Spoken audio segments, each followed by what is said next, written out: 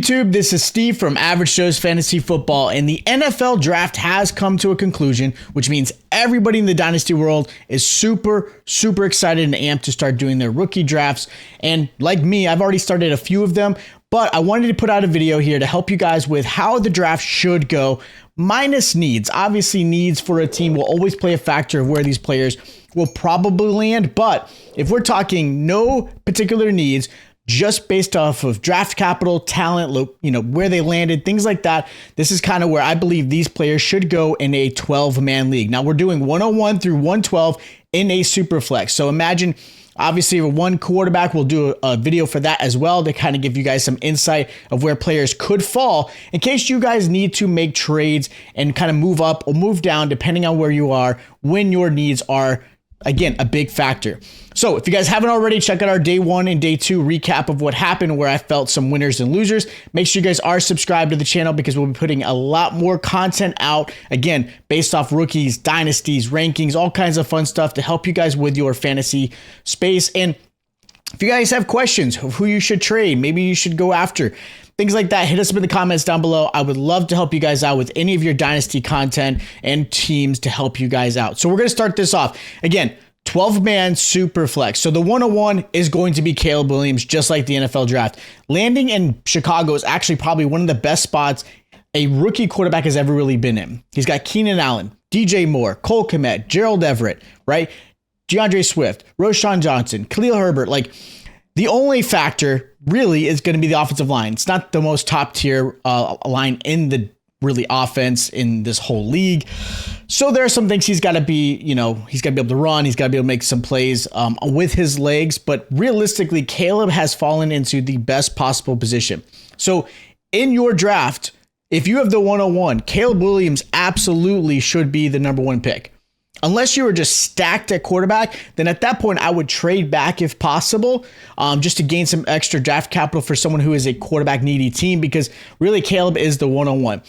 Could you make an argument if you're talking Marvin Harrison? Sure. And we'll talk about that if we're talking one quarterback leagues, because Marvin Harrison Jr.'s value is completely different in that space. But Superflex, Caleb Williams is your 101. Now, the other quarterback, I've got 102, Jaden Daniels. Just like the NFL draft, he went second for the Commanders. Jaden Daniels is in a good spot, really offensively. He's got McLaurin, Dotson, right? You got Eckler, Brian Robinson. Like, you've got a good plethora of weapons for Jaden Daniels.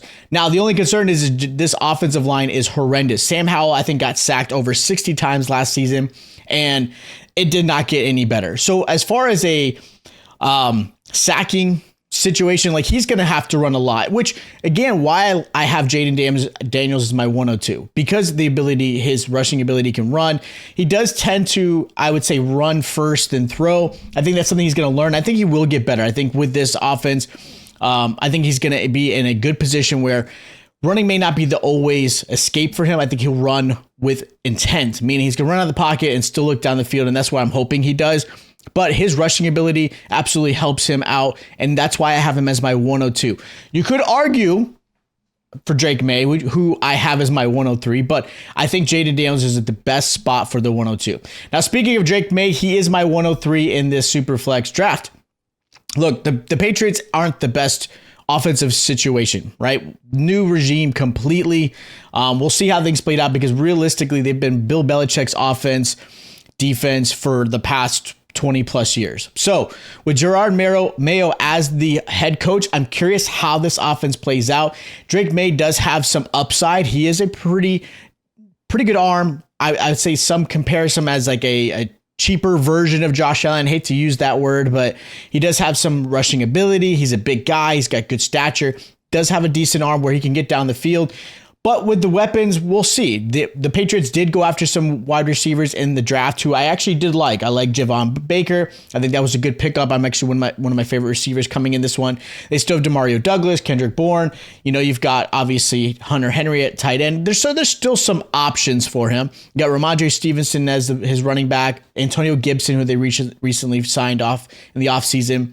So we'll see how things play out. But as far as my 103, I'm still going to take Drake May just because of the upside. He's young. He's 20, turning 21 this year. So the age helps. His upside helps. Obviously, you're expecting them to get some offensive weapons next season. So again, maybe this year he kind of struggles. But I think he's going to be a nice quarterback for your dynasty team for the future.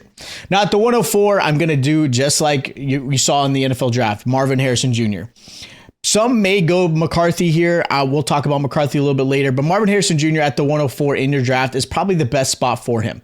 Again, if we're talking one quarterback, he's 101, but in the Superflex, 104 is this perfect spot and a great landing spot for Marvin Harrison Jr. You got Kyler Murray, your quarterback. You got Michael Wilson on the outside. You got Trey McBride as well down the middle. You've got some good running backs in James Conner, and then of course they picked up Trey Benson in the draft. So realistically, Marvin Harrison is in a perfect spot to get plenty of targets, plenty of opportunities, and have a successful rookie season. Could easily be offensive rookie of the year, and he probably will be. And again, talent like no other, right? He's coming in, great work ethic. He's got a little bit better body control, I felt like, from watching his film to his dad, Marvin Harrison. And he is definitely the number one receiver in this aspect. So easy, 104. Now the 105, I have seen several mock drafts where J.J. McCarthy goes. For me, again, this is based off of needs. If we're talking no needs, we're just going straight from talent and position. I'm going Malik Neighbors here for the Giants. I understand Malik Neighbors didn't get the best landing spot we had all hoped for, and I completely understand that. Going to a New York team that has Daniel Jones as your quarterback kind of hurts. But this is also the first time Daniel Jones has really had an elite receiver like Malik Neighbors. So maybe that plays a factor. I think too many people are so set on the fact that Daniel Jones can't be a quarterback. And I get it, but he's coming off of an injury. We'll see how things play out. He is a good rushing quarterback, and maybe he'll start to stay in the pocket a little bit more. He's got another year in this offensive scheme with Brian Daboll.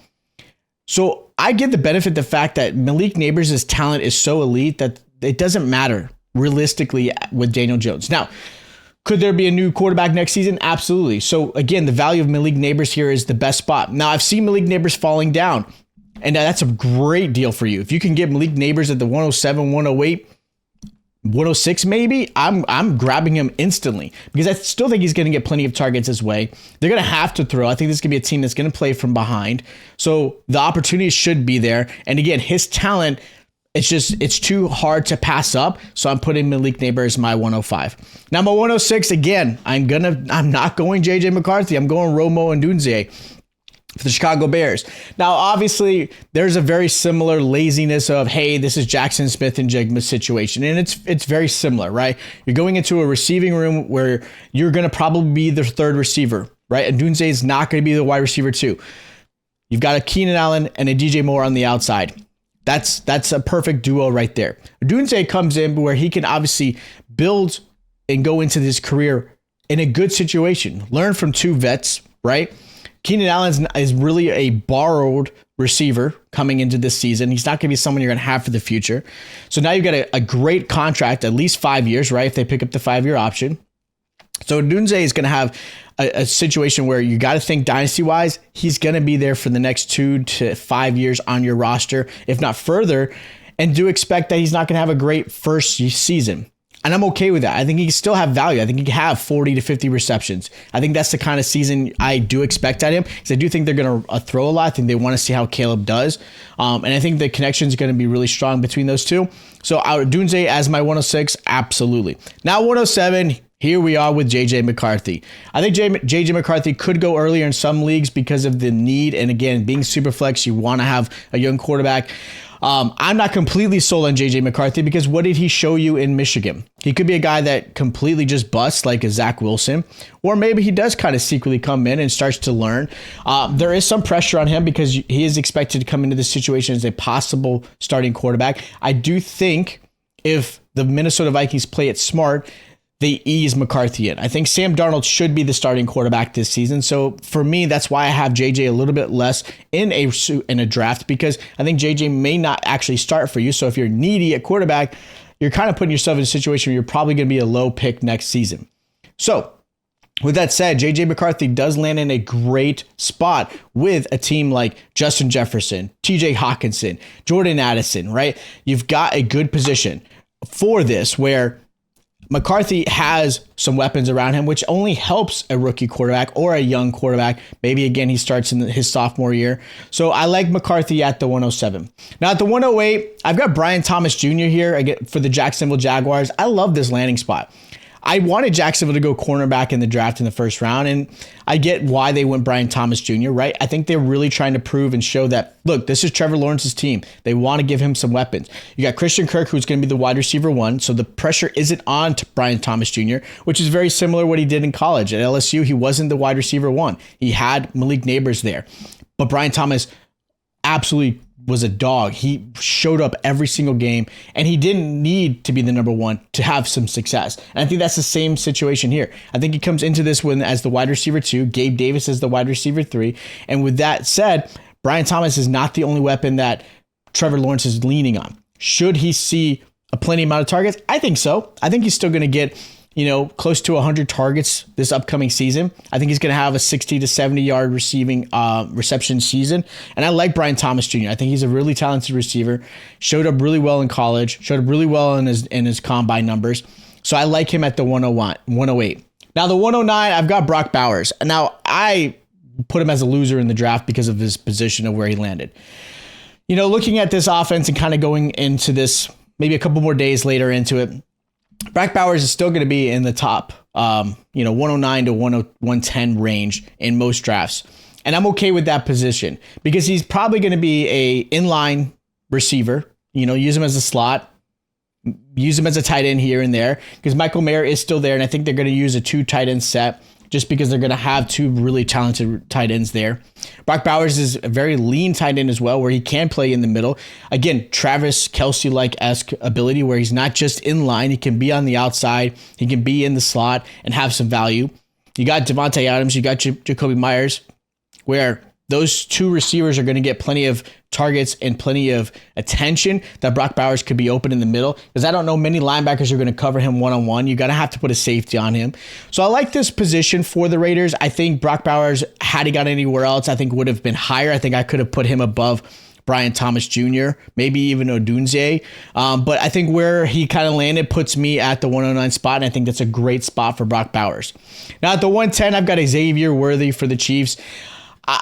Look, the lazy comparison is obviously Tyreek Hill. He's not Tyreek Hill, and that's okay. He doesn't need to be. I think this Chiefs offense has proven that they don't need a wide receiver 1 to be successful. Patrick Mahomes does a great job of, again, spreading the ball. Travis Kelce's is 1. Rashee Rice showed up really well last season. Now you've got Marquise Brown there, and then you've got obviously Xavier Worthy. Now Marquise Brown is not going to be the long-term future. Rashee Rice obviously dealing with the legality situation, so we'll see what happens with him this upcoming season. So Xavier Worthy does land in a good spot. It's going to take some time. He's a very fast receiver, but he was still kind of raw. He wasn't a great route runner. He had some moments where he had lapses. He didn't have great spatial awareness. So we'll see how he plays out into this one, but he's got the talent. He's got a great coaching situation. He's going into a team that can absolutely help him out and really perfect his craft. And I think this is going to be a steal if you can get Xavier Worthy at the 110. Some people might reach for him. I get it because of his landing spot. So I've seen some where he's going to the 107. But I think the 110, if you can get him there, I think that's the perfect spot for him. I think it's a nice little steal. Now at the 111, this one I've kind of gone back and forth, but I put Ladd McConkey here for the Chargers just because of the situation of where he's going to be at. I do think the Chargers are going to be a run-heavy team, so the opportunities aren't going to be as often and as much. I still think he's going to get plenty of targets this way. I do still believe in Quentin Johnston. I know a lot of people have given up on him. I mean, you're able to get him for like a 3rd-round pick in some situations. So for me, I still think Johnston has some value, and I think he's going to get better. But this is a great situation for Ladd McConkey. I think he's going to get plenty of targets. He's going to play that Keenan Allen role. He's obviously not as big, but he's going to play. He's a good route runner. He can play the slot. He can play the outside if he needs to. He's got good speed. So I like this situation for Ladd McConkey. I know they got him in the 2nd round. They traded up to get him. So they love his game. They love what they saw in him. So even though he's not a 1st rounder, I still think his capital in the 2nd round and the landing situation puts him as a 1st rounder in your rookie draft. Now the last player is going to be Keon Coleman at the 112. I just have a lot of belief in this player and the landing spot. I know he was obviously a later round draft. He was 2nd round. And I know there might be people who might put Ricky Pearsall here or maybe somewhere else. Maybe a running back. I've seen Jonathan Brooks possibly in the late first. But I actually am going to go Keon Coleman. I think this is a great position for him. I think this is a great landing spot for him. He's a big receiver. He's got great hands. His route running does have some issues, and he's got to work on that. And I think maybe that translates a little bit better in the NFL. We'll see. He can body defensive backs. He can become a huge red zone threat. He doesn't need to be the star in this offense because his offense has shown that they're going to be running back heavy, right? James Cook. I think this is going to be a game where the offense changes. You still have Josh Allen who can run the ball. But I think this is a great position for Keon Coleman. I think he's going to get plenty of targets. I think he's going to be a 60 to 70 yard reception type of player going into this season. Maybe squeak out 1,000 yards, a couple touchdowns here or there. So I like this position. I'm a little biased, of course, as a fan of Keon Coleman. But I think, again, his numbers didn't necessarily show in the combine, but I think he shows up in the film. And I think this is a great spot for him. So that is my draft as far as Superflex. That's your 1 through 12. Now you guys may agree, maybe you guys disagree. That's okay. Hit me up in the comments down below. Let me know where you guys have seen players fall. If you guys have trade questions or any Dynasty content questions you have, let me know. I'd love to help you guys out. Again, don't forget to hit the subscribe button. We've got other drafts coming up. We've got obviously more rankings coming up. I'll be talking my rookie rankings. Again, any other content, hit the like button, hit the subscribe button. I'll check you guys out next time.